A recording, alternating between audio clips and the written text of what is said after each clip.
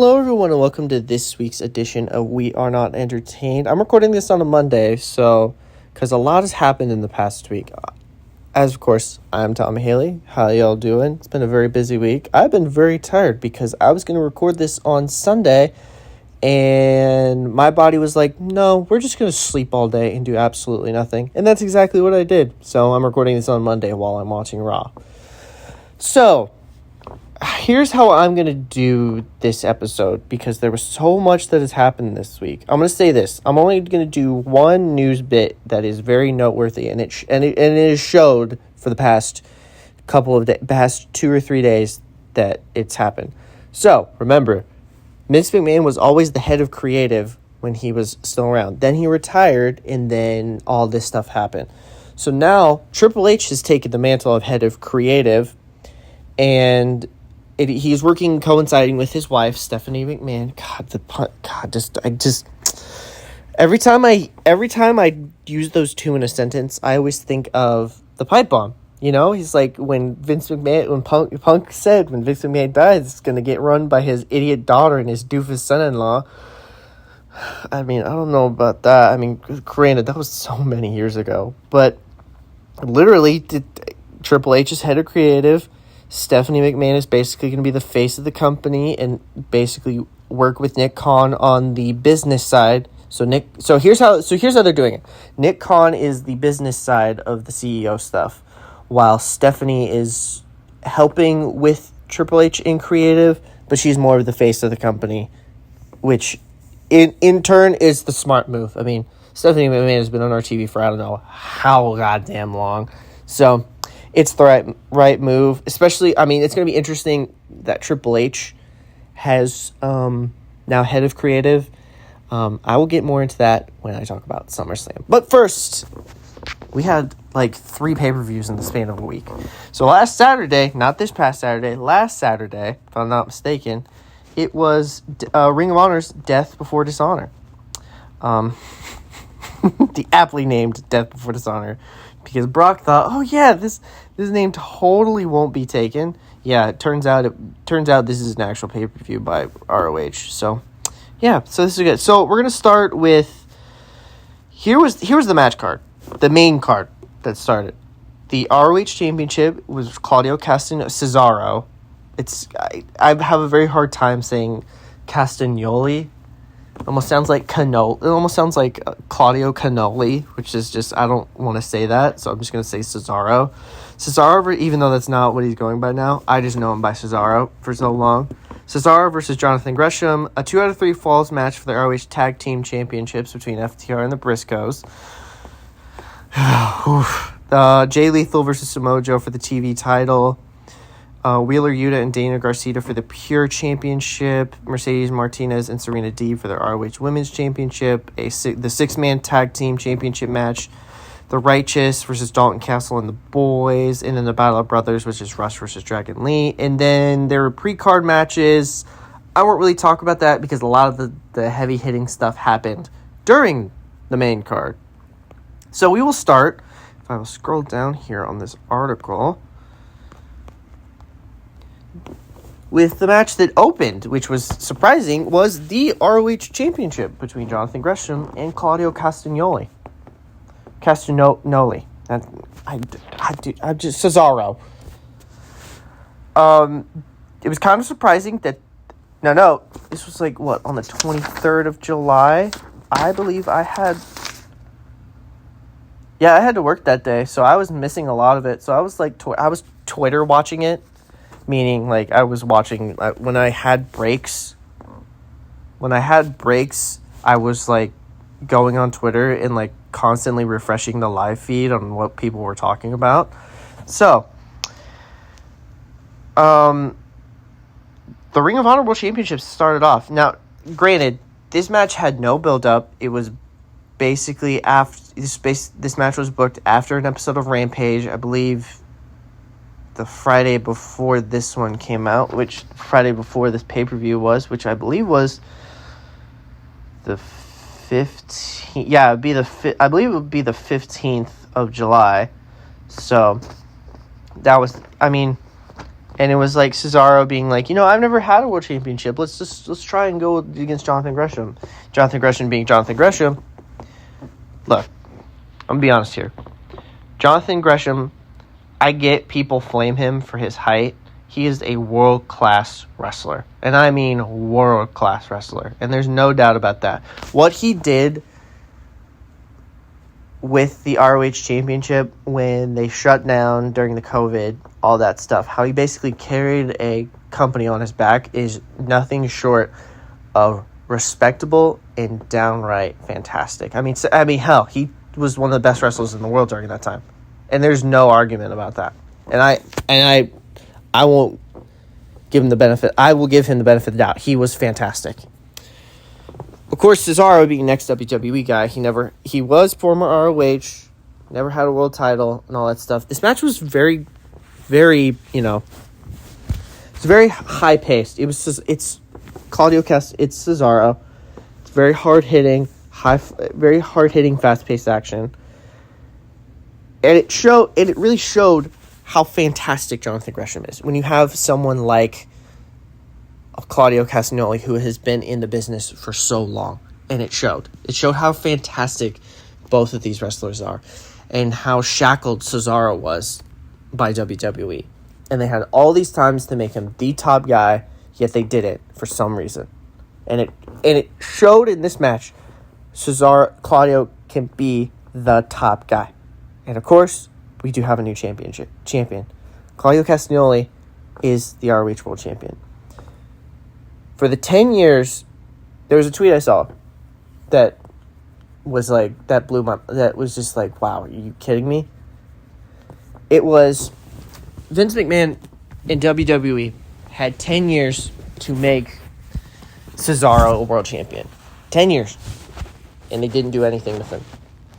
I mean, he was world champion. I believe he was Intercontinental champion, he was US champion, he had tag team championships and all that.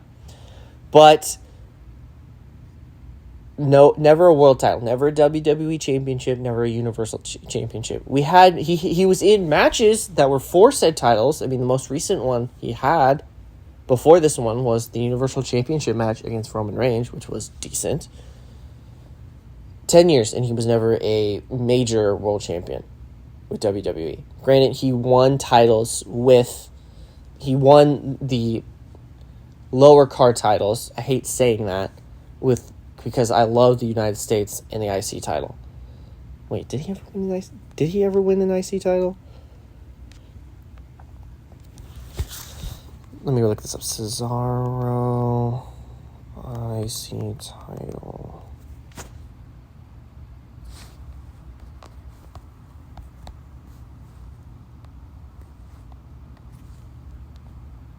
Yeah, he did win the IC title and the US title and the tag team titles and all that. It took him 10 years, and it never put one of the main belts on him. Never did it. It never did it. When he goes to AEW, beats Zack Sabre Jr. at Forbidden Door at the behest of Bryan Danielson, which I still would love to see a match between those two. It took Tony Khan less than a month to give him a main title. Because, as much as I hate to say it, Tony Khan knows, and a lot of people always know, what Cesaro can do and what he can do with a main title. And it's going to be an interesting thing.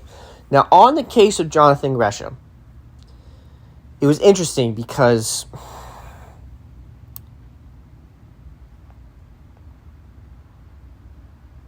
Gresham, after this, it was a couple days after, asked for his release. Now, there's some honorable stuff there that he jobbed out to a new guy that's only been there for a month. I get it. He was former ROH. He was one of the old school Ring of Honor guys. But he knows what he's worth. Of course, people were... here's one thing that I always find stupid when it comes to certain talent asking for their release. And it doesn't matter if it's WWE or AEW or any other company that is wrestling, like an Impact or something like, or Impact or something like that, or New Japan. When a WWE wrestler asks for their release, it's like, oh, good for them. They know what they're worth. All that kind of stuff. I really hope they do well. So here, and here. I really hope they get it. All that stuff. There's sympathy for them because they want out, because they know how bad WWE is at the time. But when a non-WWE wrestler asks for their release, the wrestling internet community goes, oh, what a fucking piece of shit, what a traitor, what a scumbag, blah, blah, blah, blah, blah, all this trash and all this junk and all that stuff that they talk, like, they just degrade people. And it's just like, why? Jonathan Gresham knows what he's worth. Of course, people were flaming him because of his height. Jonathan Gresham. He's 5 foot. He's 34. Damn, he does not look 34. He looks a day over 25. And that's a good thing. I'm not flaming him for that. He looks good at 35 or 34. He's 5 foot. He's not your tip pro chiseled from, I mean, the dude is absolutely in fantastic shape. But he's not the big wrestler, he's not the Cesaro type of, build. But look what he did with the ROH title during his reign. It was fantastic. And of course, people were flaming him because he wanted his release, and he was... See, when I'm repeating myself, and I'm going to repeat it again. When a WWE wrestler asks for their release, they're like, yeah, good for them, all that stuff. And then when a non-WWE wrestler asks for their release, they're like, heresy, you heretic, you bastard, you scumbag, all that kind of stuff. And it's so stupid. I find that so stupid. Make up your fucking mind. People know what they're worth. And I respect Jonathan Gresham for that. I respect that he knows what he's worth. And of course, I get it. This match had absolutely zero build-up at all. This match had zero build-up. This was kind of just booked on a whim because Jonathan Gresham had no one to wrestle, probably. That's just my guess. I haven't read anything else about that. But, I mean... Here's one thing that AEW has to do better, is talent relations. They've got to do something better about talent relations, because it's always been stated about how bad talent relations is in AEW. Always. There's stories that have been coming out with, Joey Janela, all that stuff. With, Joey Janela, the one that makes always the most sense is Joey Janela. How that all happened and how Tony Khan's really not in talent relations. He's in the business side, where they got to do something about that. They've got to do something better about talent relations. If they do, that's perfect. But the bottom line is that you got to keep your people happy. And if you don't keep your people happy, you got to sit down. You either have to sit down with them and be like, hey, what are we doing wrong? What can we do better? Of course, with Sasha and Naomi, that's a whole completely different story and all that. But they need to do a better job. That's all I'm saying. They need to do a better job on figuring out how they can keep people happy. And that's all I'll say. Other than that, the match was pretty fucking good. I give this at least a B+.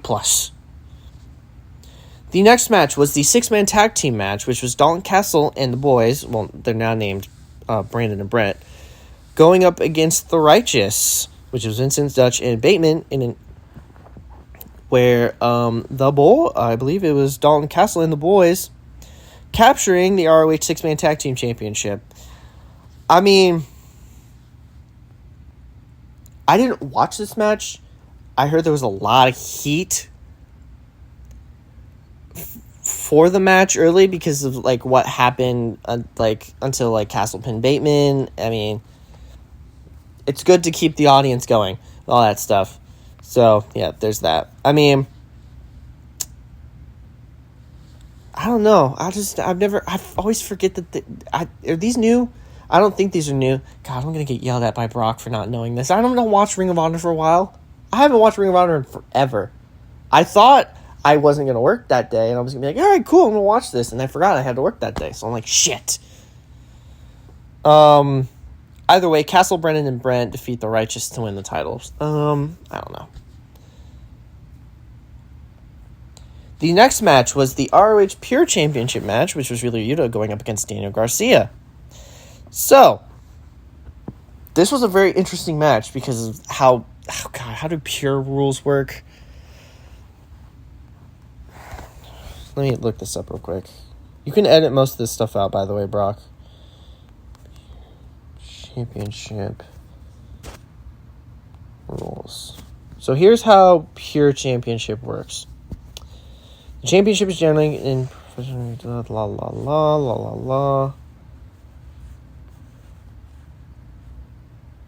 So, matches for Pure Championship as of 2022. The rules are as follows. I'm on a Wikipedia page for this because I forgot how the Pure Wrestling Championship works.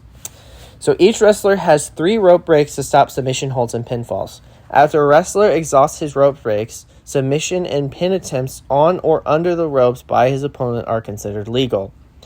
No closed fist punches to the face are permitted. Open-handed slaps or chops to the face are permitted. Punches to the rest of the body are allowed, excluding low blows. The first use of a closed fist to the face receives a warning. The second use of a closed fist to the face results in a disqualification. The title can change hands via disqualification and countout. An outside interference will result in automatic termination from the roster for the wrestler that interferes. Okay, that's okay. All right, that's actually really good. By the way, Brock should actually put that in as a stipulation match kind of deal. That'd be a good. That's like I get this is like a championship, but that's like a good stipulation kind of deal. Wheeler Yuta has, come out of nowhere and has been fantastic. By the way, just throwing that out there. Absolutely fantastic. He is good. And so is Daniel Garcia. They're both fantastic. And this match showed how good these guys are. Especially Wheeler Yuta. It was perfect to have Wheeler Yuta join Blackpool Combat Club because he has the veteran presence to help with Bryan Danielson, Cesaro, which is part of Blackpool Combat Club, Jon Moxley, and William Regal. Like, those guys have been in the business for forever. I get Wheeler Yuta still fresh, so he's learning from some of the best in the business. And it showed. And it has showed tremendously. Of course, he retains. This match did not disappoint. I'm just going to throw that out there. This match did not disappoint at all because of how... these two are good. They're good. They're stars. They're I wouldn't like to say... it's too early to say that they're the future of the business. It's too early to say. But man, dude, Wheeler Yuta is just having a fucking year. Having that outstanding match against Jon Moxley, the Crimson Mask and all that stuff, winning the Pure Championship, retaining it how he did this way, in best way possible. There was also... what else was nice about this is there was a cited lack of rope breaks. Rope usage as competitors opted. They kept things on the mat for the most part, but either way, it was a good match. Yuta pinned Garcia to retain. A+. I give this match an A. The next match was the Battle of Brothers, which was Rush and Dragon Lee. This is the first time ever these two have wrestled together. First time ever.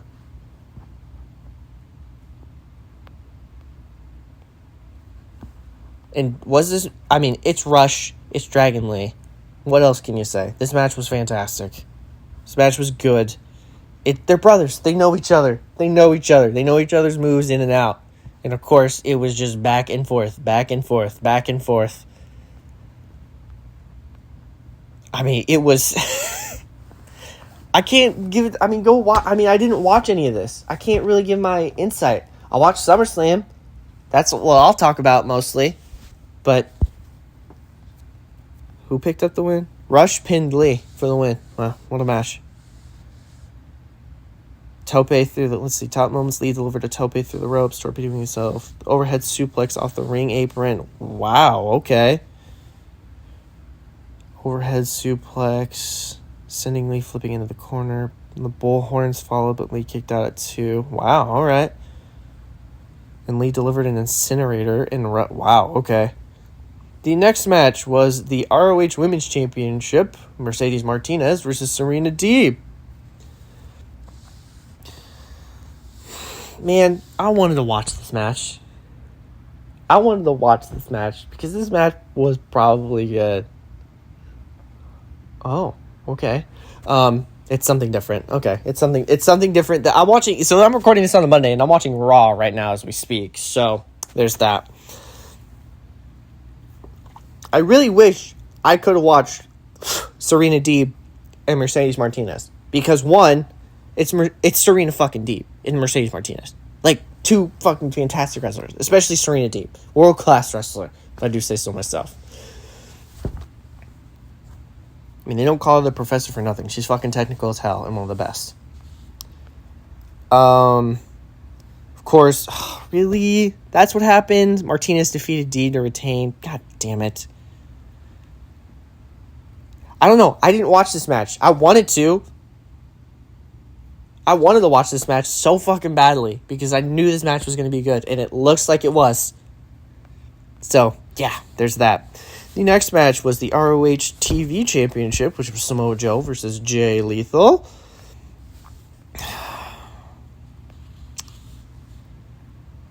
Look, I'm going to say this again. I didn't watch this match. I didn't watch this card because I had to work. I'm working overnights, so I wasn't able to watch it at all. This match was good. So I'm going from what Twitter was saying. I'm going to go off of what Twitter was saying, except for the last match. Except for a certain match.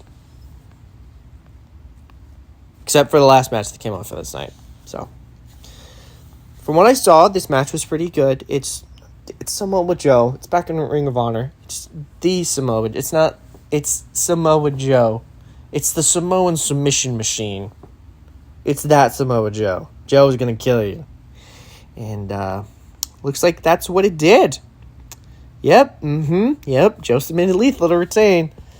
Lethal made good on his promise to go it alone. Waving at top moments, Lethal made good on his promise to go alone. Waving off Santam Singh and Sanjay Dutt as he entered the arena. Champion and challenger brawl around the squared circle before the bell at the ring. Joe drew big pops for his trademark forearm assisted tope suicida. Of course they name dropped Impact and NXT while running down the Samoa Submission Machines Championship success.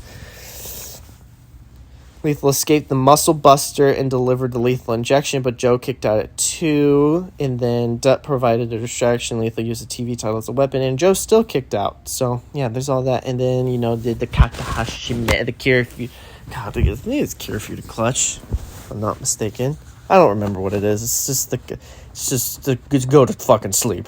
I'm gonna put your fucking ass to sleep. Is what I always call Joe's finisher. I'm gonna fucking put your ass to sleep, and that's what I'm gonna do.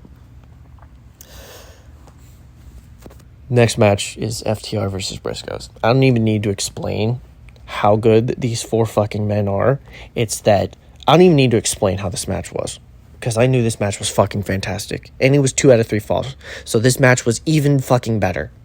I don't need to explain it. It's FTR. It's the Briscoes. It's 2 of the best tag teams in the fucking universe.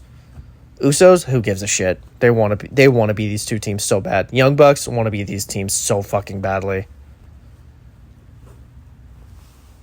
These two teams are fantastic together. Like they have the best chemistry on the fucking planet. Now, I'm saying that with a grain of salt because when the Bucks decide to wrestle FTR, there's some pretty good chemistry there. As much as I fucking hate to say that, there's some good chemistry there between those 4. But need I need to explain? Of course. So here I'm on Bleacher Report's website right now, reading what happened. I'm just gonna read this.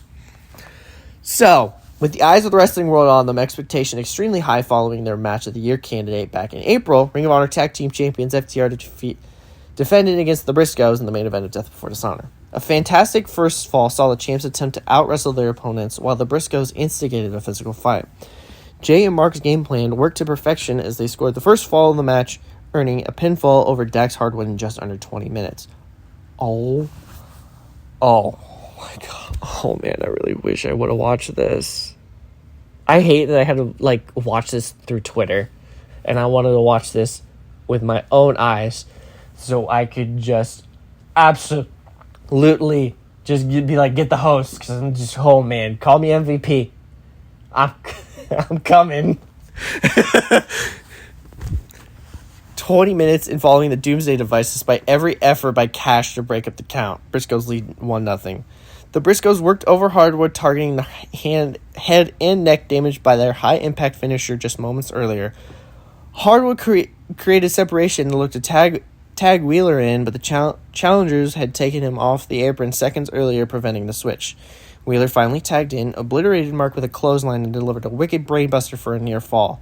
Another close two resulted from a gory special to Mark. A shot to the face with the ring belt opened Wheeler's face up a bit, but did not keep him down for the count. The close falls finally paid off moments later as the FTR evened things up with the big rig for the pinfall on Jay. We're tied at 1 apiece. Oh my god, this match sounded fucking amazing, like they always do. Late in the third fall, the referee bumped with no official. Jay had a pinfall that should have won him the match, but it went uncounted. Moments later, FTR hit the big rig, only for Jay to kick out and become the first to ever do so. Oh, are you fucking kidding me? They kicked out of the big rig? Oh my god. This fucking 5 stars. Oh my god. No way. A table bump took Wheeler and Mark out of the equation moments later, leaving Hardwood and Jay to battle for the tag team supremacy. The Jay Driller failed to put Dax down for the count, but Hardwood's spike piledriver from the middle rope did not. After 43 minutes and 26 seconds, FTR retained the titles via the most minimal exhausted pinfall ever. FTR won 2-1. Oh my god, they followed up how fucking fantastic their match was in April. Oh my god. Oh my god. Get the hose. Where's MVP? I'm coming. Holy shit, bro. 43. Oh my god. I really wish I should have watched this. God damn it. Although I probably don't have enough although the thing is I don't have enough PTO built up, so I couldn't really take that day off. So, either way. It'll look good on my paycheck though. Just throwing that out there. Oh my god. Fuck. 7 stars. I don't care. Give him 7 stars. Mr. Wrestling, Mr. Meltzer, give this match 7 fucking stars, please. Do it, coward. I know he won't ever hear this, but this is fucking, oh my god. Ugh. This doesn't even deserve an A. This is, you know how like in Sonic where it's like the S is higher than the A? Yeah, this deserved an S+. S+. Fantastic. I didn't even need to watch this match because I already know how good these 4 men are in the ring together. All right, let's see. Top moments. Dueling chants. Obviously, Cruz in the Cruz in the uptick and all excitement from Coleman. Trainer checked out Hardwood at ringside as he appeared to be hampered by the torn labrum suffered prior to the Forbidden Door pay-per-view. Commentators put over the Briscoes' history of sweeping these 2 or 3 falls. I forget that they're that good in 2 or 3 falls matches. Commentators put over... quickly and decisive, preferring to win quickly and decisively, like how they always do. Briscoes bloodied Hardwood's chest with a barrage of... oh my god. The ring bell took out Ricky Steamboat. Coleman exclaimed at the Olive Wheeler kicking out from a shot to the face with the weapon. Oh yeah, that's a good call. That's fucking great right there. How tough do you have to be to have your head busted open and voluntarily headbutt someone? Coleman asks when they were all thinking Wheeler attack. Yes! Rick Bonnie, I ain't gonna lie to you. I've never been in a war like this, Coleman said. And he was asked about what goes through a competitor's mind in a hotly contested match such as this. Yes. Chance of tag team wrestling.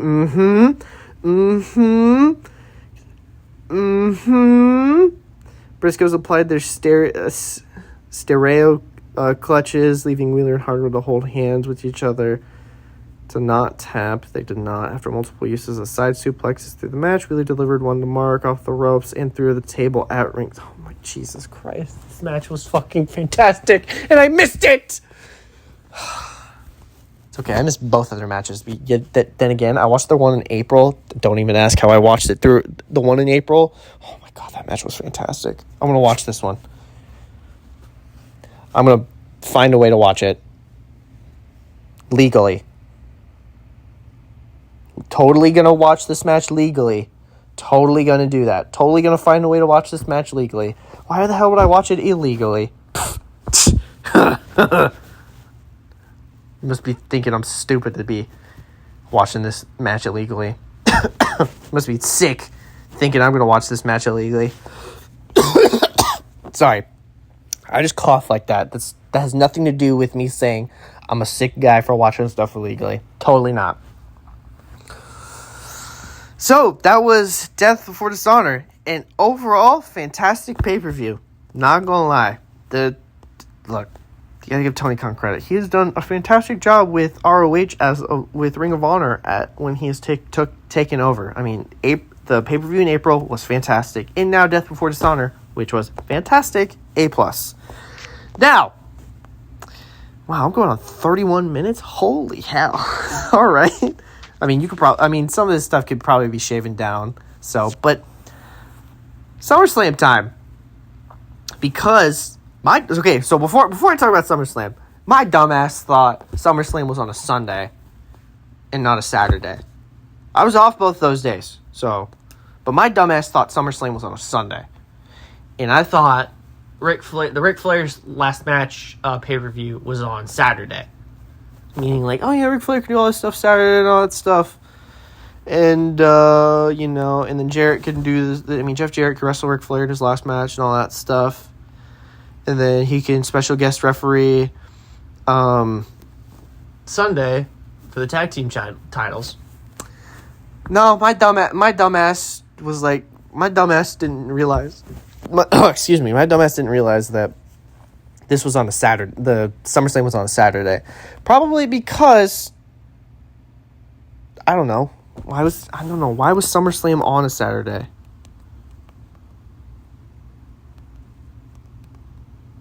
Why was SummerSlam on Saturday? Let's find out.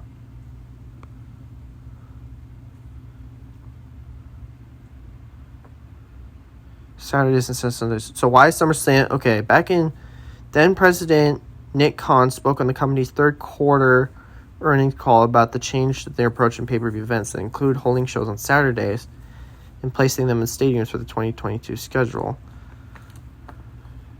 But the pay-per-view, it's just a money thing. Okay. It's in a stadium, so typically we've done Royal Rumble a week later during Pro Bowl weekend. This year we're on Sport on NBC, obviously, blah, blah, blah.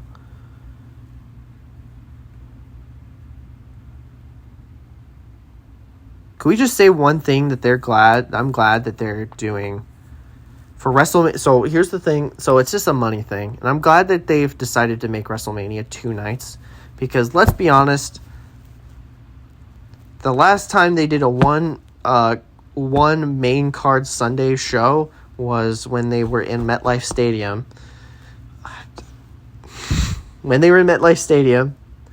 And that was like fucking I believe the match with like all the pre-show stuff was like almost 10 hours.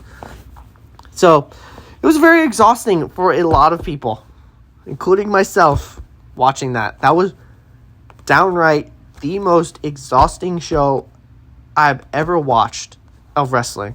Was it good? Yes. But did it drag on for fucking ever? Yes. Those matches went on for so long, And then no one gave Michael Cole a bottle of water to drink because his voice was getting fucked up by the end of the show.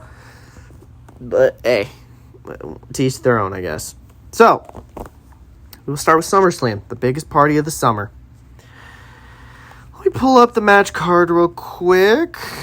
2022 SummerSlam. Of course, everyone knew the main event was going to be Roman and Brock for the I hope this is the final fucking time because I love Brock Lesnar and I love what Roman's been doing his past 2 days. As of this recording, he is now at 700 days as champion.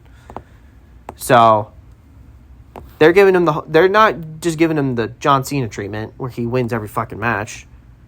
They're giving him the Hulk Hogan treatment where he's like this indestructible person made of this indestructible killing machine and all that. It basically made him the fucking Terminator, all that stuff. 700. He's been 700 days. Hulk Hogan. I forget the list, but the list, the two names that always stand out on that list are Hulk Hogan and Bruno Sammartino. Yes. Roman has held the championship belts not as long as Bruno Sammartino, but he's up there in how long his title reign has been lengthened. How the fuck words do not work for me right now. He has had one of the longest tenured championship reigns in WWE history, up there with like Hulk Hogan and Bruno Sammartino. There, perfect. Good job, Tom. So, let's talk about SummerSlam. I actually did watch this because I was working that Saturday. I mean, I worked Fridays. So what my work does is, since I work 12-hour overnights, my 12-hour overnights bleed into the next day. So like I'll be done by 6:30. I'll go home. I'll sleep for a bit. I'll have back-to-back days when I work. So like when I work on a Tuesday, I'll go in at 6 o'clock on Tuesday night, and then I'll leave around 6:30 a.m. Wednesday morning. And then I'll sleep for a couple hours. Then be back at work at 6 p.m. Wednesday, and then leave 6:30 a.m. Thursday, and I'll be off for the rest of the day. And I'll be off Friday as well, and then I'll work 3 days. So it's very confusing, but it makes sense for me. So there's that. We will start off. I mean, as of late, there have been no pre-show matches, which I think that's just becoming the way for WWE. That's just why. Okay. I don't understand why they... okay, I'll talk about that in a second because this did actually kind of open the show. So we will start with the opener of the show, which was Becky Lynch going up against Bianca Belair for the Raw Women's title. Which I was like, they're opening? This is very interesting. So this is one of the first, like, pay-per-view led... I mean, there's probably some Vince McMahon stuff that was happening during this stuff. So... this was Triple H's, like, kind of, like, main, like, I'm head of creative. This is what we're doing now. Boy, did it show during this pay-per-view. And boy, has it showed as of late. So we will start with this match between Bianca and Becky. So this match has lasted... I mean, this feud has, like, stemmed back to SummerSlam of last year when Becky returned, beat Bianca in 26 seconds, which was a tone-deaf booking decision by WWE. Don't understand that. Then, basically Becky holding the title hostage and all that stuff. And all that. Look, if you've seen these two... if you watched WrestleMania and you watched these two wrestle at WrestleMania... this was basically almost the same exact match that they had at WrestleMania, where it was, back and forth. It was just a back and forth affair between the two. So, oh God, where is it? Where's Sean? Where's Sean? Sean! What game is that from? I forget what game that's from. Where is it? There it is. Okay. So, this came out as of, today, as I'm recording this, before I started recording this, it was reported earlier today on Monday that Becky Lynch was sustained a separated shoulder injury during her match at SummerSlam. And turns out it was true, because on Raw today, as I'm watching it, she comes out in the cast and basically says, I fought like hell, and it hurt like hell, but I fought through hell. All that kind of stuff. So yeah, there was that. And it was a separated shoulder, and she suffered it at her match at SummerSlam. I could not tell you when. Because this match, because they worked together very well. It was just ebb and flow. They just flowed really well throughout the match. So there's that. Now, of course, so they made the smart decision and gave Bianca the win to retain the title. What happens post-match is very interesting, and it shows Triple H is not fucking around. So, post-match, after Bianca has her title and all that stuff, Becky's just standing there and shakes Bianca goes for a handshake. Becky shakes her hand, goes for a hug, rolls out the ring and all that stuff. Bianca's celebrating all that. So when Bianca was going out for a handshake and Becky accepted it, I was like, it's a face turn right there. And that's a clear... Look, I've watched wrestling for a while, and that's a clear as day face turn. So most of the time, I should say. But without a shadow of a doubt, that's usually mostly a face turn. Mostly a face turn. So she shakes her hands, gives her a hug and all that stuff, rolls out the ring. So when Bianca's celebrating, we hear none other than ding dong, hello. We hear Bayley's music. After a fucking year, she's finally back. She could have been back. I mean, not at the Rumble. I think she was still injured during the Rumble. She could have been back at fucking WrestleMania. For all we know. She could have been back at WrestleMania. I believe her injury was, still... She could have been back at Money in the Bank. Hell, but it's a good thing they waited for SummerSlam. Because guess who she comes out with? Fucking Dakota Kai. Yes, Dakota Kai. Someone who had left the company and is now back. And guess who else is on the main fucking roster now? Finally, after so many fucking years in NXT, Io Shirai. Even though they changed her name to Io Sky. I don't know why. I don't know. Why are they calling her Io? I don't know why I should be mad at them calling her Io Sky. All I know is that Dakota Kai is finally on the main roster now, and so is Io Shirai. I'm not calling her Io Sky.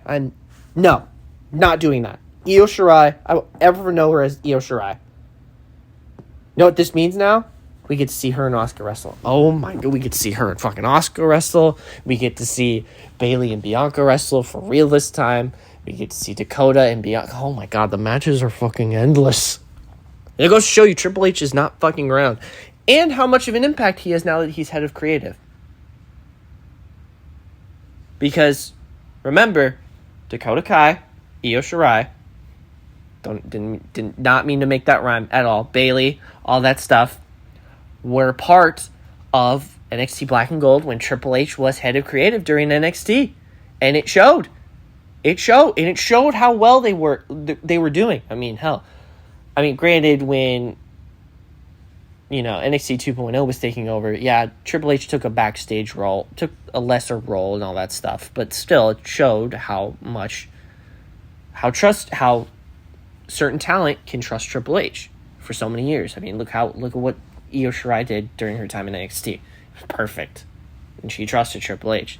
She trusts Triple H now that she's on the main roster, and now it shows that Dakota Kai has trusts.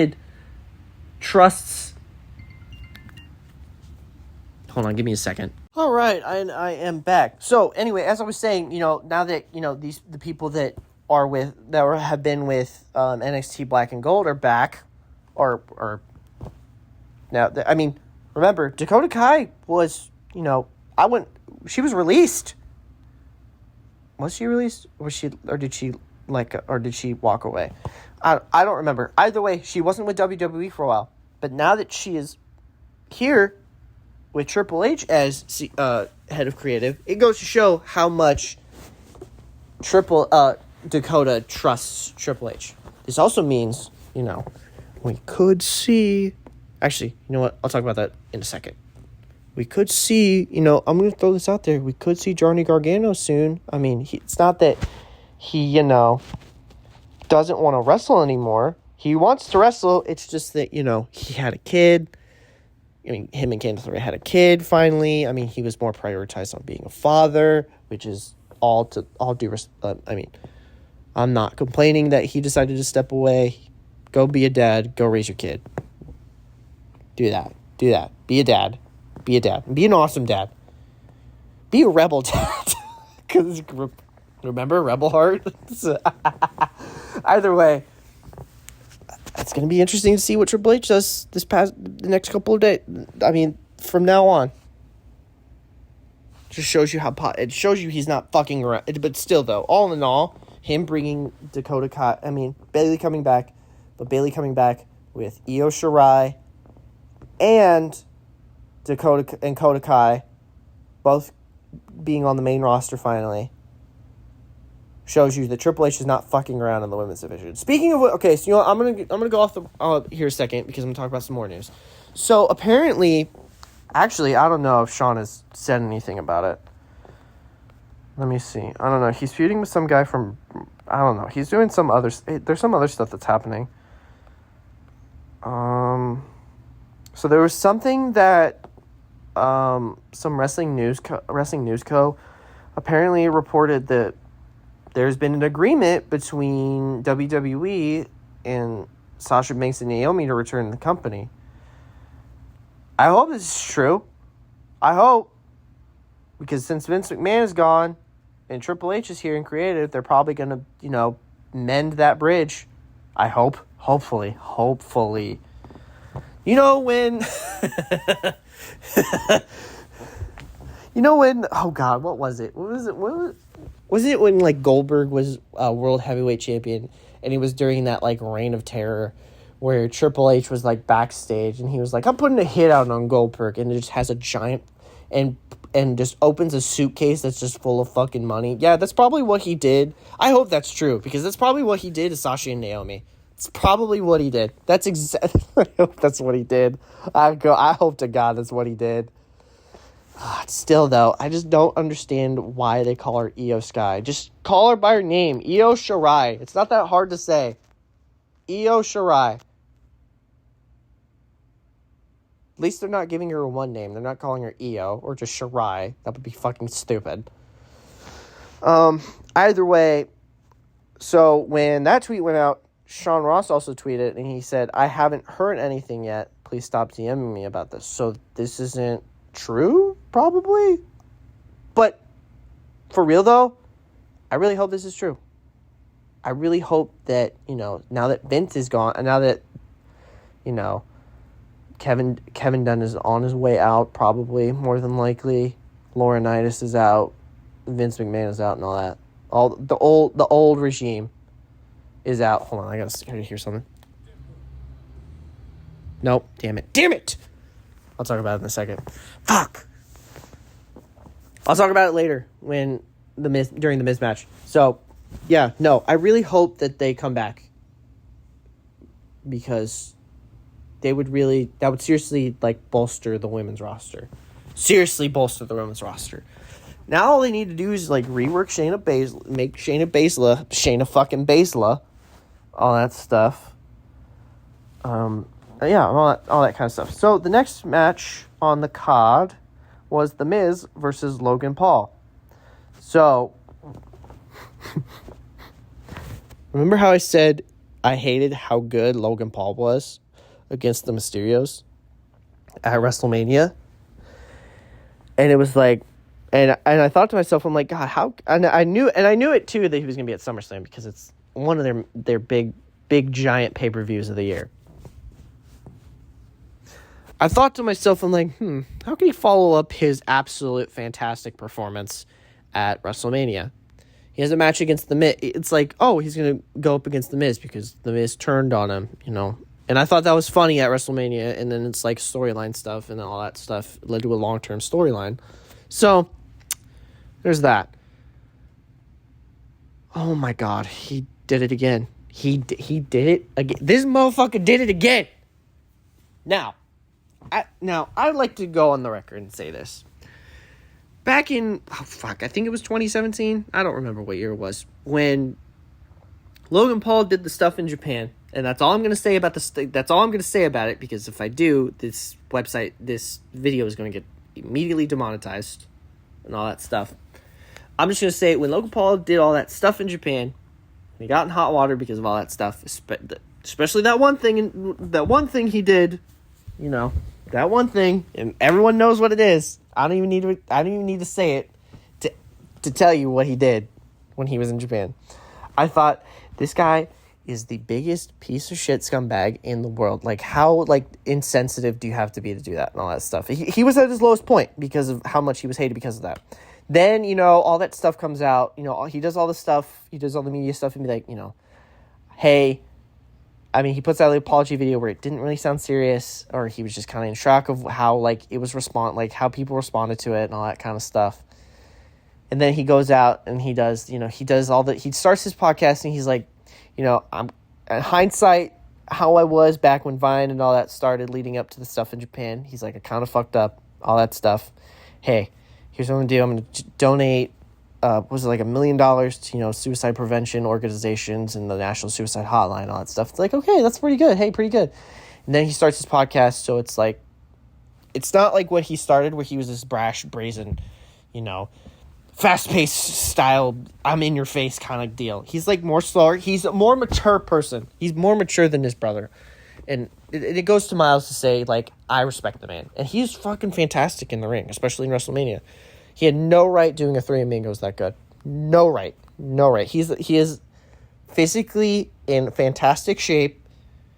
He's athletic. He's all that stuff. He's boxed before. So there's all that. Logan Paul's just that guy, dude. He's gained he's just good. He's good, man. And I like the guy. I like Logan Paul. He's really good. I love listening to him. I hate, man, me back in 2017 would have been like, what the fuck is wrong with you for saying stuff like this? Would have been so wrong. Would have been so wrong for me to say this. 2017 would have been like, what are you doing? What are you talking so nice about him? And I'm just saying, it's just he's just done good things. It's hard to hate him now. It's very hard to hate the guy. So, he follows up his match at WrestleMania with a match against The Miz, which was really good. Oh, man. Dude, he was... Oh, man. Man... Dude, he's just, if you watch this, you could see how athletic, if you watch the match like I did, dude, he is he's got a high, he's jumping, he's doing the jump splits or whatever it is. He does a fucking perfect moonsault to the floor, which was really well moonsault. And then the one everyone talks about, the one segment, the part everyone talks about, Miz is on the announce table. Logan sees that, and he does another fucking perfect frog splash through the table on The Miz. Oh my God. RVD would have been fucking proud with how good that frog splash was fucking fantastic. It was just downright perfect. From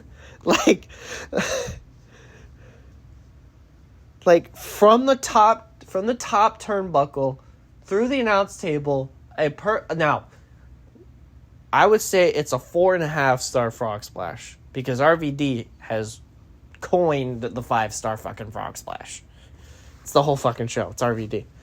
It's a 4.5-star frog splash. I'm gonna say it like that. Dude, he was just he is just I hate to, as much as he has signed the contract with the WWE, by the way, so he's gonna wrestle occasionally. He's not going to wrestle, at every damn pay-per-view.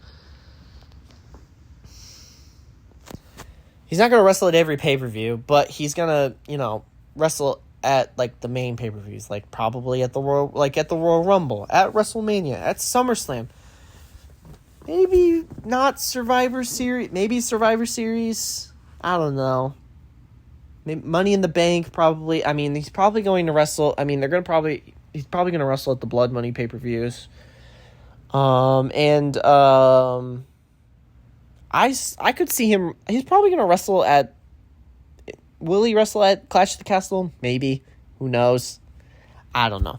Either way, Logan wins this match. So either way, Tommaso Ciampa is is interfering in this match, and he gets thrown out. And Tommaso Ciampa does what Tommaso Ciampa wants to do. He just sits there, and he's like, "You're gonna have to drag my ass out here. I'm not doing anything." And the referee is like, "Get out of here," all that stuff. And then AJ comes in, all that kind of stuff. So there's that.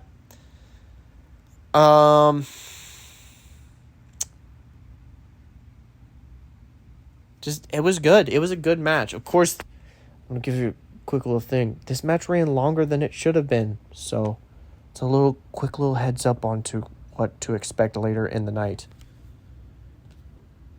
To no surprise, this match ran long. And it didn't even feel like this match ran long. So there's that. The next match was Bobby Lashley versus Austin Theory. Yes, I'm calling him Austin Theory because I'm not calling him Theory. Bobby Lashley wins. Did you know there was something I saw after this match? After this match was thing. It was a record of when Theory had the Money in the Bank title. Ever since getting the Money in the Bank briefcase, he had Austin Theory has been absolutely just destroyed by Roman Reigns, all that stuff. Roman Reigns, Brock Lesnar, Bobby Lashley, literally getting beaten down in every moment. And in matches, too. He's lost every single match. He is, I believe, 0-9 ever since winning Money in the Bank. 0-9.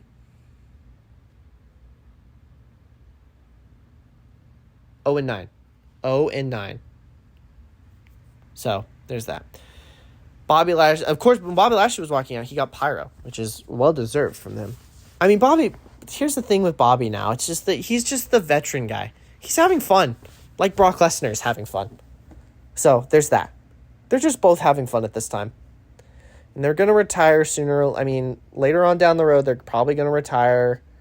They've all made a boatload of money through WWE and all that stuff. So, yeah. It's a good match. Bobby Lashley wins with the Master Lock.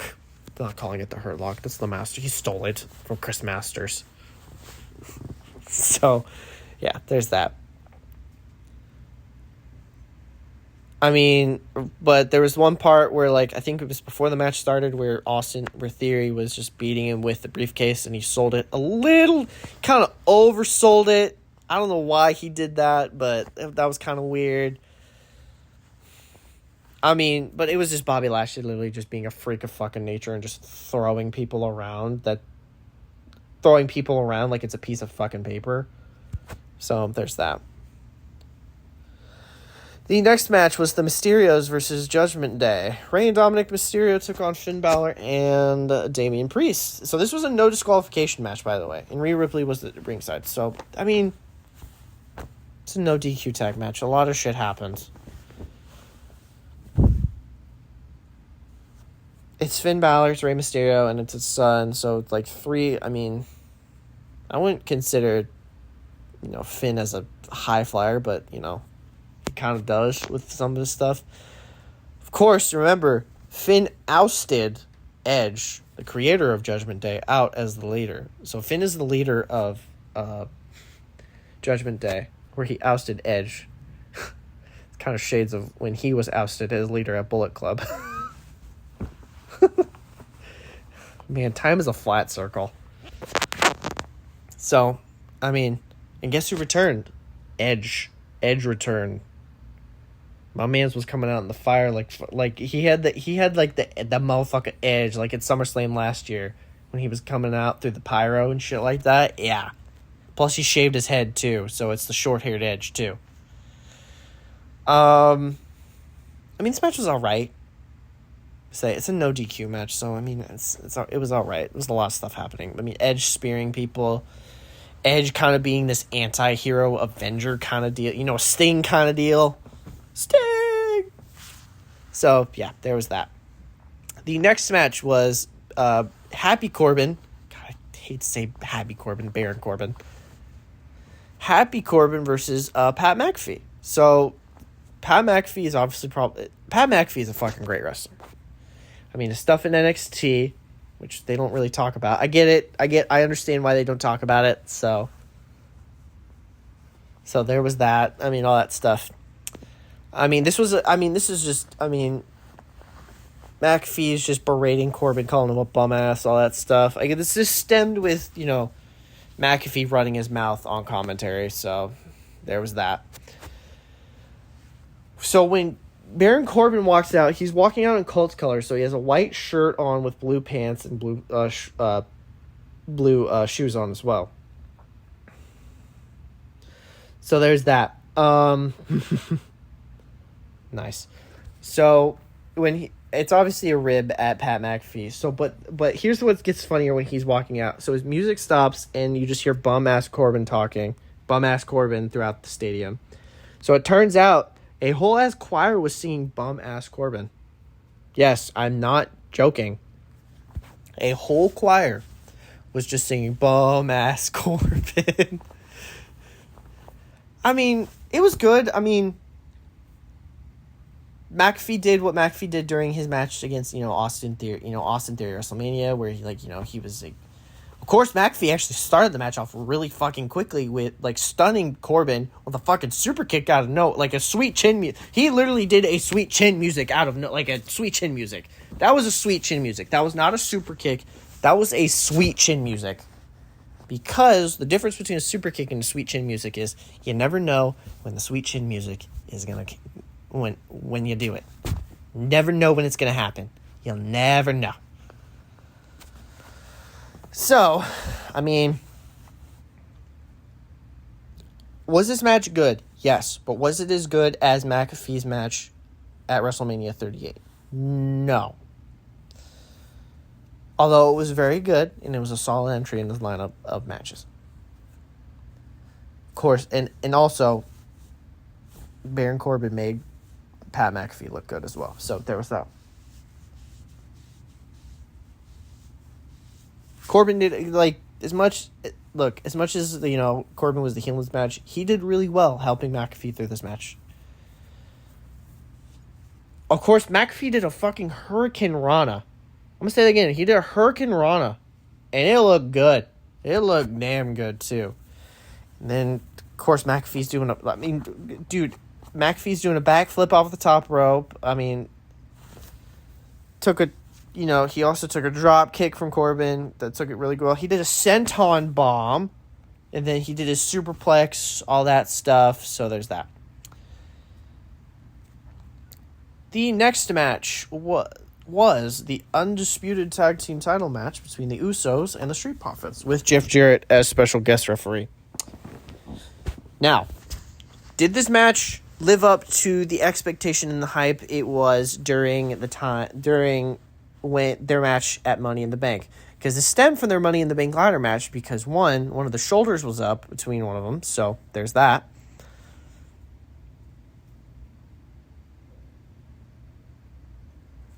So, and you know what's funny? Usually, sometimes when certain people get special entrances at pay-per-views and all that stuff, you think, they're gonna win. It's the Usos. It's Jimmy and Jay. Roman's cousins. Did you think anything else was going to happen? I mean, they should have dropped the titles at Money in the Bank, but hey, that's just my opinion. Of course, so there's that. Of course, Montez Ford and Dawkins come out in Titans gear and all that stuff, which looked really good, so there was that. Here's an interesting thing during the match. I mean, it was if you watch their Money in the Bank match, it was very back and forth. One team was basically taking care of one person. That was it. They wouldn't let them tag or anything. There was a pinfall that Jarrett was counting that I for sure thought was a 3 count. And Montez is absolutely livid that they did not count a 3. And I was thinking to myself, I'm like, that's interesting. And then when the finish happens, when Montez and Dawkins are sitting in the ring, Montez looks pissed off that they didn't win. And I thought to myself, man, that's really interesting. That, that's a very interesting reaction after you leave. I mean, Angelo was Dawkins was very, sad and all that they didn't win it, all that stuff, which is like, yeah, obviously. But Montez's reaction was more like, they're probably priming him up for a singles run, probably. More than likely, so that's just my thought. I mean, hell, Montez Ford is fucking fantastic in the ring, by the way. People don't realize that, how good he is. Plus his frog splash, he gets ungodly amount of height on his frog splashes. I don't know how, he is just, dude, if you've watched their runs in NXT, when they're in matches for tag team titles, dude, he gets some fucking height. And I mean some height on some of those frog splashes. And it's ridiculous how high he can get on some of them frog splashes. But yeah, I really think they're priming Montez Ford up for a singles run. I really think they're due. I really think they do. Am I going to complain about that? No, not really. Will it be interesting to see how they book it? Yes, absolutely. Absolutely. Absolutely. I really hope they don't mess that up. Well, hell, Vince isn't head of creative anymore, so we're good. I hope, please.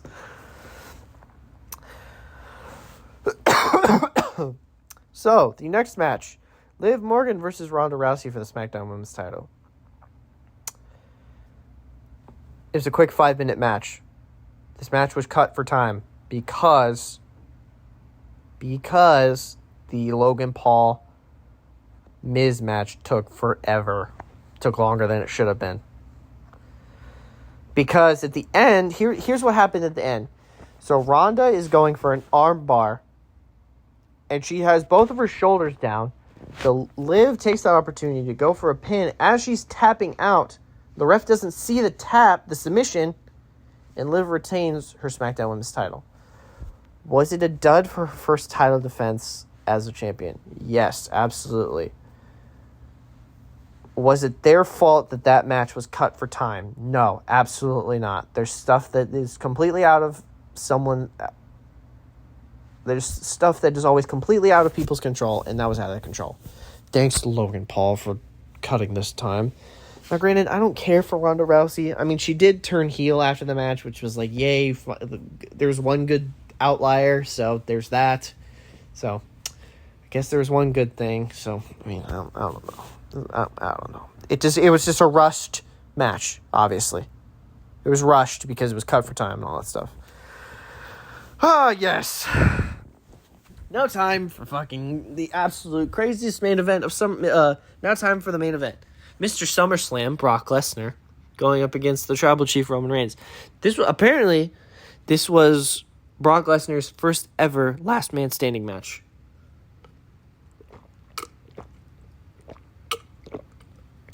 Ooh, that water's good. Really clears out the throat. Really good match. This is first ever match, Last Man Standing match. Man, it's a Last Man Standing match. I mean, it was near. It was just near. I mean, you can only win via the 10 count. I mean, we had a couple of close 9 counts. I mean, nothing would put each other's down. So here's what happens before the match starts. Brock Lesnar comes out and he's like, "Nah, I ain't done." He's like, he's not gonna walk out and is like, he's all sweaty in his, battle like his shorts and all that stuff. So he's like, "Hold on, let me do a second," because Roman always called him a hick or something, like, I don't know, whatever he called him. I forgot what he called him. So he's like, "Let me go a second." He pulls out out of fucking nowhere. There's a tractor just sitting right next to Gorilla. He fucking pulls out. He's got the flannel on. He's got the cowboy hat from Saskatchewan. And he just fucking rides that goddamn thing down the aisle. And it's got his logo all over it too. Like he's just driving this fucking tractor, And then he just lifts it up, and he does his own thing, and he's just sitting in the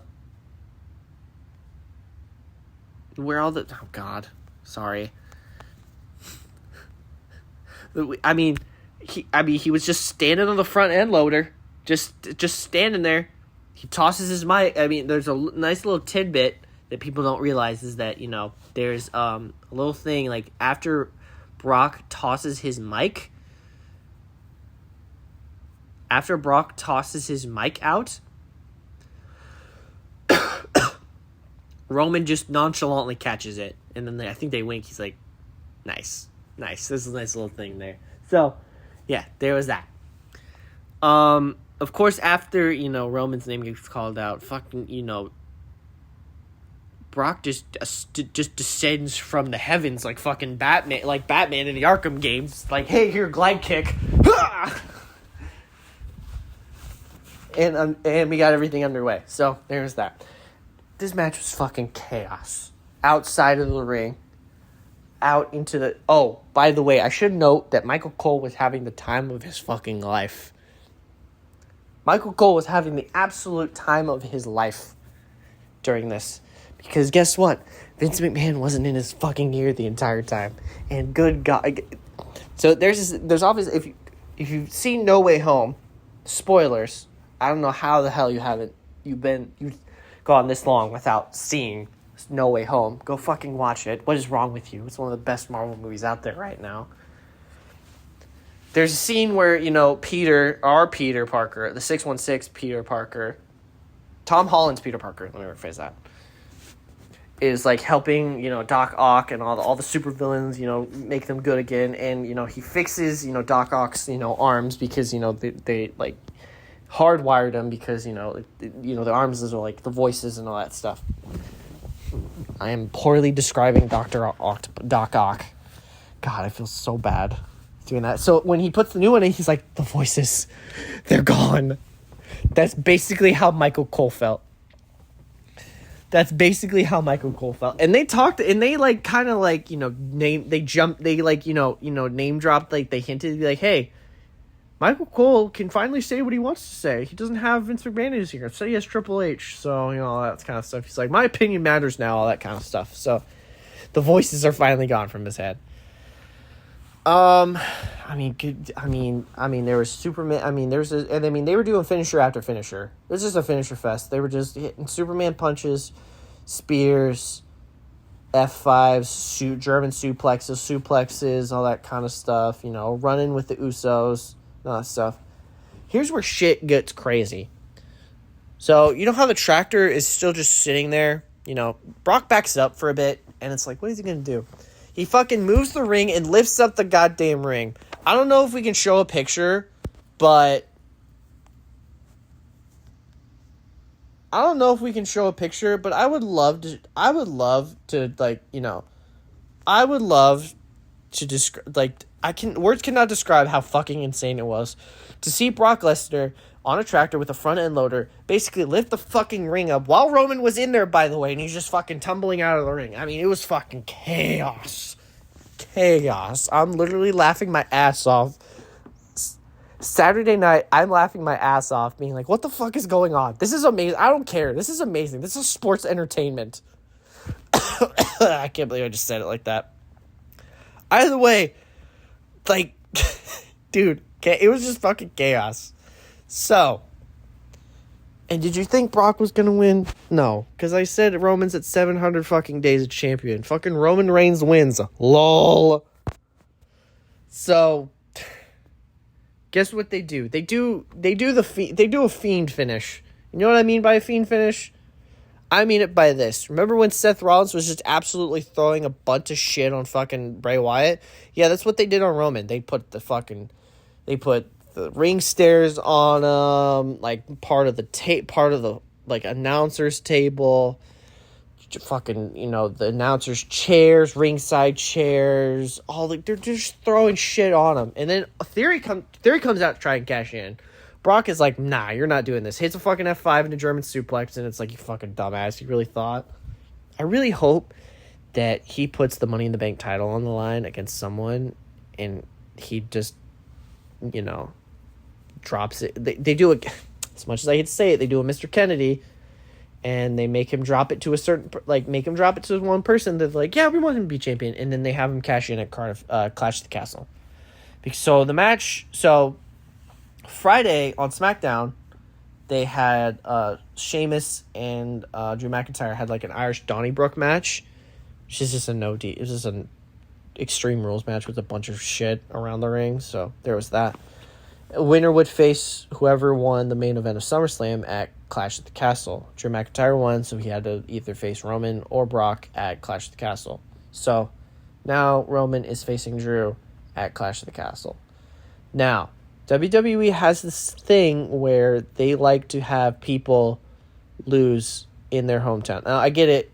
Drew is from Scotland. He's not from Cardiff, but they're still in... How close? Nope, not going to say anything because that pissed a lot of people off. Nope. So, there was that.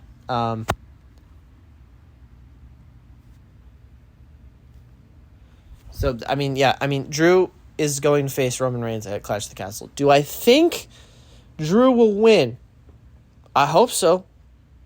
I really hope so. I mean, I get it. You want to have... I mean, I get Roman's still the guy, but you got to have someone else do it. Especially since he's, is having a major decrease in, when he appears. So, there's that. Other than that, it was a very decent SummerSlam, and it shows Triple H ain't fucking around at all.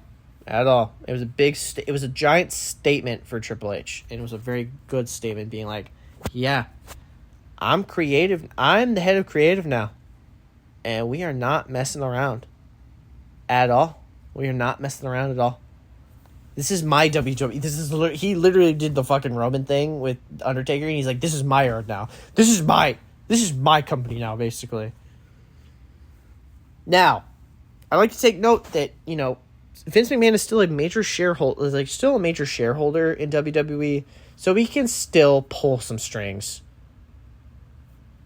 But he can't pull strings he can pull certain strings, but he can't pull strings like he used to anymore. He can't do that. He's not the higher power and all that stuff. So, there's that.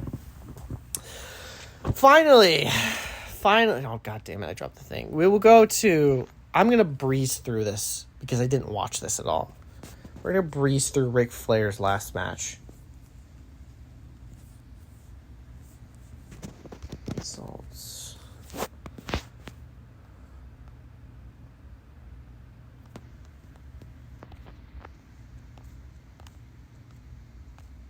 Let me find it. There we go. Forbes caught it? Really?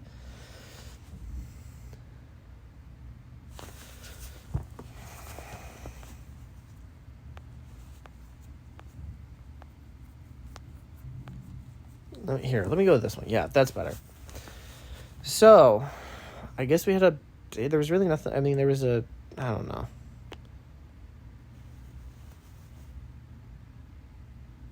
The main show begins with David Crockett and Tony Schiavone greeting audiences at home. Wow, talk about a throwback right there. They introduce Spanish announce team. Motor City Machine Guns come out to the ring and followed by the Wolves. Scott D'Amore joins commentary for the match. So the Wolves against the Motor City Machine Guns. Sabin and Richards begin the action. The bell rings and the two lock up. Richards and kicks Sabin in the thigh, and the two exchange submissions before Sabin grabs the upper hand with the arm whip. Richards lures Sabin in the match, then tags him in. La la la la la la la la la. Sabin hits a crossbody followed by a kick and a tornado DG. Sabin hits a tope suicida through Shelley's legs. Wow, okay. Well, he holds open the middle rope. The Guns double team on Richards before Sabin goes for a pin. Richard kicks out. Shelley tags in. Edwards gets in the ring and delivers a thrust kick to Shelley. Edwards delivers a backpack stunner to Sabin. Then Richards hits the double stomp. He goes for a pin, but Sabin pushes Edwards into Shelley to break it. Shelley, I think I'm saying it right. Shelley to break it up. Sabin hits a cutter on Edwards. Shelley delivers the facial. The Guns hit the skull and crossbones on Edwards for the win. After the match, Shelley has trouble getting up and appears to be possibly injured in his knee at some point. And they then get a big crash from Jim Crockett Promotions, thanking fans for their dedication. They then go to ringside to see Mick Foley, Vicky Guerrero, Anthony Chiarelli, Al Stone at ringside. Dave Boy Smith Jr. then comes out to the ring, followed by Killer Cross and Scarlett Bordeaux. Joe Dombrowski joins commentary for the MLW bout. Two men staring down each other. Killer Cross, Killer Cross. Wow, okay. Hold on. Excuse me for 2 seconds. Either way, so I'm back real quick. So anyway, the next match was Killer Cross and Davey Boy Smith. Again, I didn't watch this match because, okay, for Sunday, I guess my body was like, we need to sleep a lot. And like, a lot. Like almost all fucking day. And I slept through most of this. So I'm literally reading a results article. So, Killer Cross picks up the win. That's good. Jonathan Gresham, Nick Wayne, Alan Angels, Konosuke Takeshita in a four corners match for a shot at the Progress World Wrestling World Champion. They misspelled wrestling. They spelled it WRESTLIGN. Wrestling. Wow, Jonathan Gresham is the number one kid. Oh, wow, that's actually good. Wow, talk about a rebound after what happened at Death Before Dishonor. The next match. Wait, we get a package about. We then get a video from Cody Rhodes discussing his father's rivalry with Ric Flair. Nick Aldis then comes to the ring to join commentary. Rock and Roll Express come to the ring, followed by Brian Pillman Jr., Brock Anderson, and Arn Anderson. Ricky and Kerry Morton with Robert Gibson versus Pillman Jr. and Brock Anderson with Arn Anderson. I hate that they're calling her Io. I get it. The talent are always heads up about name changes. But, like, why? Why Io Sky? Do Io Shirai. I don't know. Again, Brock Anderson and Pillman Jr. pick up the win. That's good. Bandito comes to the ring, followed by Black Taurus, Laredo Kid, and Ray Phoenix. Joe Dombrowski joins commentary. So there was one thing I did see when I was awake, when I was at least awake during some of the stuff. There was, I think, a tope, like there's like something outside of the, like, I think it was Bandito or something like that. I think it was Bandito who's going out for a tope suicida and almost fucking plants himself on the head. And Taurus just saves his fucking life, which I'm like, thank God. So, yeah, there's that. Ray Phoenix picks up the win. That's pretty nice. We have Josh Alexander going up against Jacob Fatu for the Impact World Championship. Look, I didn't watch this match, but there was a video I saw of Jacob Fatu doing a fucking whisper in the wind that I went, oh my God. He's like 300 plus pounds and is doing a fantastic whisper in the wind. Dude, it was perfect.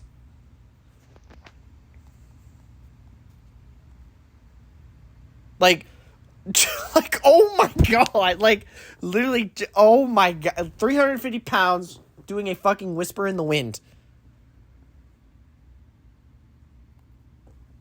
Like, good God, my guy. Like, good God.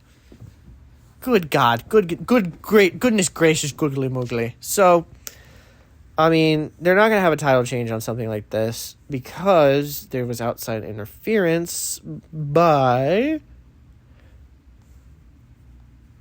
Brian Myers, Matt Cardona, and Mark Sterling run down in the ring and beat down both men at the end of the match. Of course. Alexander delivers the C4 to Sterling before DDP. Yes, Diamond Dallas Page enters the ring and delivers a diamond cutter. Alexander and DDP shake hands on everyone. So there's that. We go backstage to the interview as Jeff Jarrett's locker room. Jerry Jarrett answers the door, and Jerry Lawler says he can't get a word with Jeff, but he can't get a word with him. Lawler says it's the biggest night of Jeff's life and tells Jeff to humiliate him. Remember, sometimes people forget Jerry Lawler was a heel sometimes. And I watched like the promo of this. I watched like the video of him talking about like about this match and all that stuff. Jerry Lawler could still fucking cut a promo. I mean, he could still cut a promo like it's no one's business. Like, it was perfect. It was great. It was downright fantastic. He asked why Flair would come to Tennessee for the final embarrassment of his life and tells Jarrett to do the Fargo strut when Flair's lying on his back. So we then had the Von Erichs going up against the Briscoes. God, I really wanted to watch this match. This match probably was really good. Briscoes won. Okay, all right, that's good. Of course, so then we get a video package of Sting, which was like this like pixely Grady thing and all that, and then we get the next match, which was the Impact Knockouts Champions Triple Threat match between Jordynne Grace, Deonna Purrazzo, and Rachel Ellering. Jordynne Grace wins. I don't know. So I'm breezing past this one because, one, I was asleep during most of this. Like, asleep. Like, I was, like, in and out of sleeping. Like, I could be awake for, like, an hour or two, and then I'll be like, nope, we're going back to sleep. So, there's that. Jordynne Grace picks up the win, and then we get, then we get to see Undertaker and Michelle McCool at ringside. So, and then Jay Lethal comes to the ring, followed by Jeff Jarrett, who's very angry and takes forever to get to the ring. With Karen Jarrett. And then Andrade and Ric Flair, who come out to a massive pop. Flair with the original title belt from the Jim Crockett. Oh, really? Oh, that's fucking cool. That is actually cool.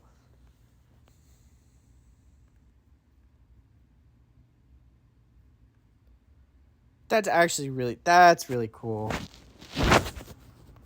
I need to see it. I need to see a photo of this. Did he actually bring out the original?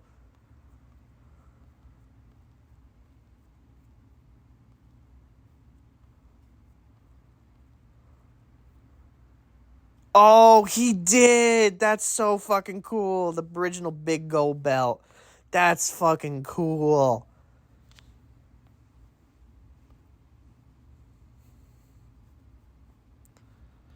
Now, I'm going to take a note that Flair is like in his 70s, so he can't wrestle like he used to anymore. So, there's that. I mean, as much as I hate to say it, it was almost I hate to say it because I love Ric Flair to death. Love him. This is basically a glorified 2-on-1 handicap match. It was a handicap match, basically.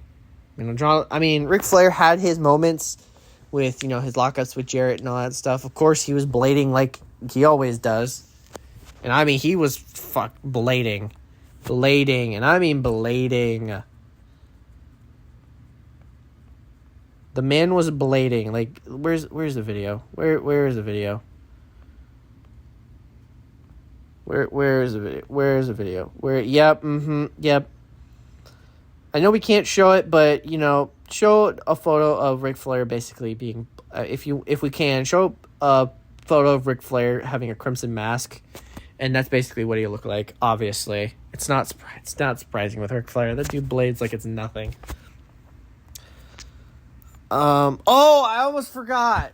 They had Kid Rock on SummerSlam, and he had, I think, Honey Boo Boo's mom, I think. I don't know. It was some dyke chick with, like, the wolves and the moon shirt. Like, the shirt. Those shirts that you see, with the full moon and, the wolves howling at it and stuff. Like, yeah, she had that, and she had the don't mess with me, like that don't mess with me kind of look. And then Kid Rock chugs a beer, sucking face off, and then flips off the camera, and then it's just like, yeah, it's a Kid Rock thing to do. Also, by the way, they used Crazy Town by Jason Aldean as like one of the main songs for SummerSlam.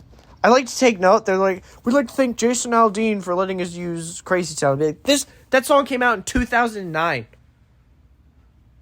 That song came out in 2009. That song is like 13 years old, right? Yeah, I'm pretty sure that song is like 13 years old. So it's like crazy to think that they're using a 13-year-old song in 2020. It's not crazy. It was a very good use of the song because, I believe Crazy Town does talk about Nashville.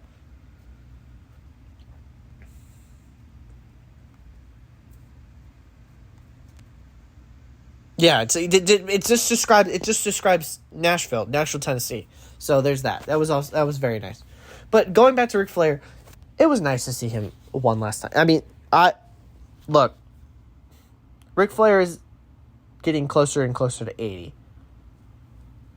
He can't wrestle like he used to anymore. And I'm gonna get flack for this. I get it. I believe this match was good, and I love this, and I love Ric Flair. But I truly believe, as much as this is called Ric Flair's last match, I truly believe, and I don't think this might be a hot take. People might agree with me or not. You can flame me all you want. I believe it. I will believe this to the day I die. Ric Flair's true last match was against Shawn Michaels at WrestleMania. Like, that was the perfect end to a career. But of course, wrestling to Ric Flair was like an itch, and he had to scratch it. So he went to TNA for a bit. That was...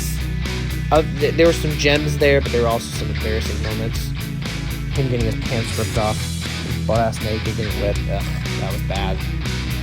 But then there was, dog barking with Jay Lethal, all that stuff. So,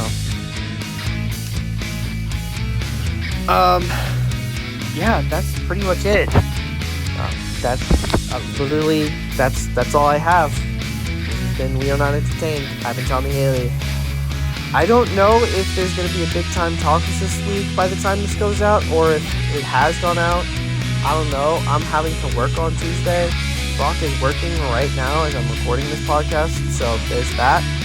But yeah, this has been another edition of We Are Not Entertained. ROH will be back next week. I'm pretty sure. I am confident in that. So be ready for that. Be more ready for wrestling news. And I need some food and water in my system. Other than that, you can find me on Twitter at dude_x14. You can find the YouTube channel at DudeCardYT. The B, the C, the Y, and the T are capitalized. And the Twitter handle. And you can subscribe on YouTube. Make sure to ring that bell and smash that like button. See ya.